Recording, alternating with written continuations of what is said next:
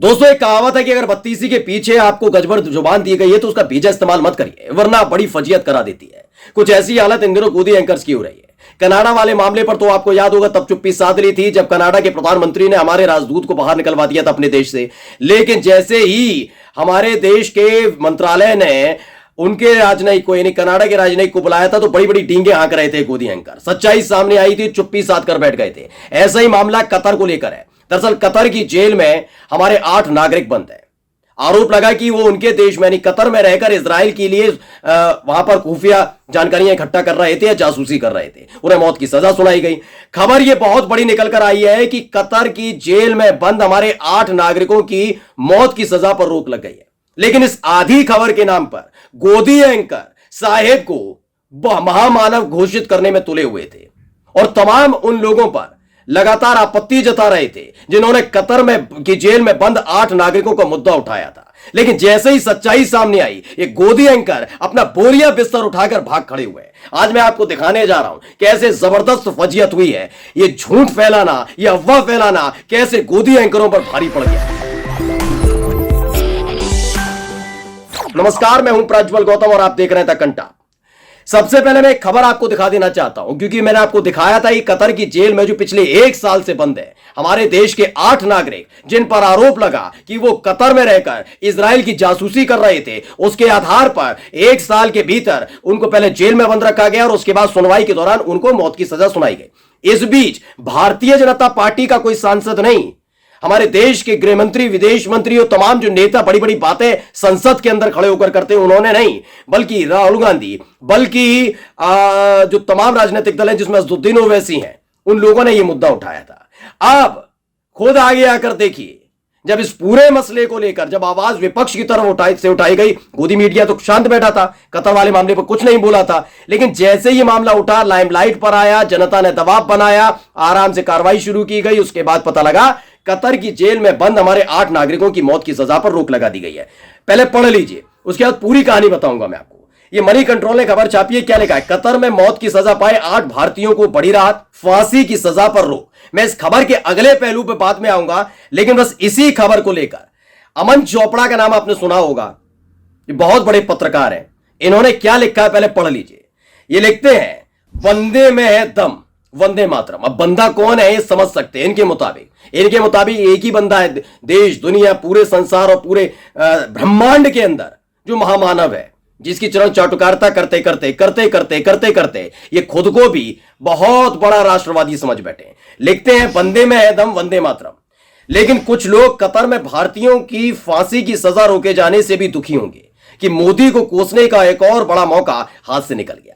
आप सोचिए, ये ऐसे व्यक्ति हैं, मौत की सजा रोकी गई है साहिब, मौत की सजा रोकी गई है। देखिए कितना झूठ, ये कितनी आधी बातें फैलाते हैं ऐसे लोग। ये देखिए, महामानव है ना तो लेकर आइए ना वापस। नीरव मोदी आ गए, विजय माल्या आ गए, राहुल चौकसी आ गया, सब आ गए ना लौटकर। बड़ा दम है, बंदे में है दम, और ये है वो है। गीत गाने के अलावा इन लोगों पर काम धंधा नहीं है। इनका कहना है कि 8 भारतीयों की मौत की सजा पर रोक लगा दी गई है, तो यह बड़ी कामयाबी मोदी जी की है, मोदी जी की है। अब सुनिए कहानी है क्या, पूरी कहानी देखिएगा, फिर मनी कंट्रोल पर आता हूं और पूरी खबर पढ़ेंगे तो आपके अंदर गुस्सा चौगना बढ़ जाएगा ऐसे गोदी एंकर्स पर। लेकिन कतर में मौत की सजा पाए 8 पूर्व भारतीय नौसैनिकों को बड़ी राहत मिली है। कतर की अदालत ने भारत के 8 पूर्व नौसेना के अधिकारियों की मौत की सजा को कारावास में बदल दिया है, यानी वो जेल में ही बंद रहेंगे। यह नहीं बताया इस आदमी ने, यह नहीं बताया। यह कूटनीति है, यह कूटनीति है, शर्म आनी चाहिए। सुनवाई के दौरान 8 पूर्व नौसेना कर्मियों के परिवार के सदस्य भारतीय राजदूत अदालत के अंदर मौजूद थे। बड़ी बड़ी टींगे हाँकते हो, अभी गए थे कतर, ये करके आए हैं। सुनिए इसकी इनकी हकीकत क्या है। महेंद्र सिंह नाम के ट्विटर हैंडल से एक ट्वीट किया गया और पूरा खाका इनके सामने रखा गया है कि चरण चाटुकारिता बंद कर दो, ये अच्छी बात नहीं है। देखिए क्या है, अबे डिप्लोमेसी की कब्र के फूल, बंदे में दम होता तो अब तक 8 भारतीय अपने घर होते, कतर की जेल में नहीं। मैंने जो कहा आप देख लीजिए। आप कह रहे हैं ये कूटनीति है, बंदे में दम है, क्या है ये चरण चाटुकारिता की हद होती है। मैं फिर कहता हूं, अगर यही इनके परिवार के साथ हो रहा होता ना, तब बंदे में है दम और ये वो महामानव, ये फालतू की कहानियां नहीं सुना रहे होते। इनको सिर्फ चरण चाटुकारिता करनी है, इसके एवज में पैसा मिलता है क्या? फर्जी राष्ट्रवादी, क्योंकि जेल में बंद रहेंगे वो। बात तब होती जब उन्हें राबाइज्जत रिहा किया जाता, हमारे देश में लौट कर आते। बड़ी जश्न मनाने लग गए कि इसी बहाने कम से कम साहिब की नजर में चढ़ेंगे। क्या लिखा है? क्योंकि इसी केस में ओमान अपने नागरिकों को रिहा करवा चुका। रिहा जो कतर में थे ना, ओमान चले गए सारे, अपने अपने नागरिकों लेकर ओमान चला गया। जिस दरा ग्लोबल कंपनी के लिए 8 भारतीय काम करते थे, उसके सीईओ कासिम अल अजमी की भी गिरफ्तारी हुई थी, लेकिन उसके देश ने उसे नवंबर 2022 में ही रिहा करवा लिया था। कान खोलकर सुन लो गोदी एंकरों, बस चिल्लाते रहना। मैं फिर कहता हूं, अगर इनके परिवार का एक भी सदस्य उसमें होता ना, तब ये बातें नहीं हो रही होती। बत्तीसी के पीछे जुबान दी गई है तो कुछ भी कहिए, कुछ भी लिखिए।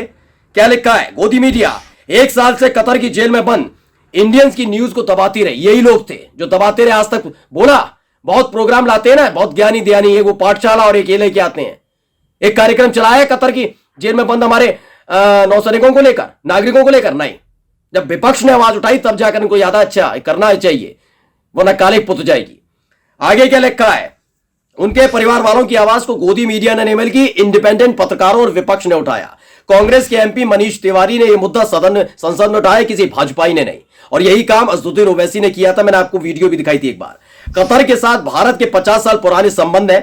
कैदियों के ट्रांसफर तक की संधि के बावजूद 8 भारतीय कतर की जेल में। यह कूटनीतिक जीत है महामानव की, शर्म आनी चाहिए। मोदी सरकार ने कतर के ऑब्जेक्शन पर नुपुर शर्मा पर कार्रवाई करने में 1 मिनट नहीं लगाया था, लेकिन मोदी सरकार के कहने पर कतर ने ऐसा कुछ नहीं किया।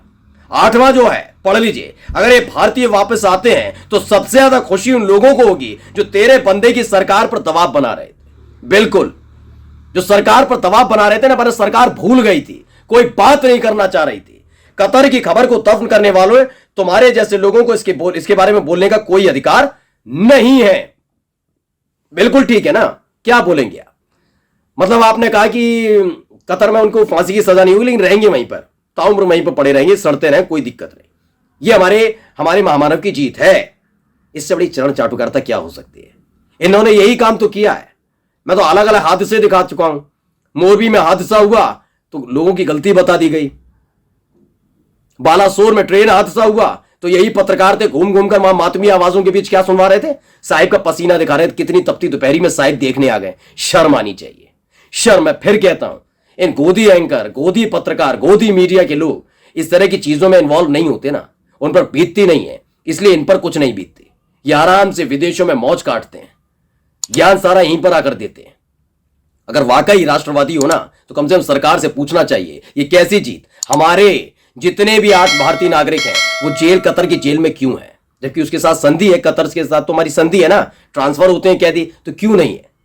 ये सवाल नहीं पूछा गया। लेकिन पहली फुर्सत में उनकी राग दरबारी, उनकी चरण चाटुकारिता कर रहे थे। नमस्कार।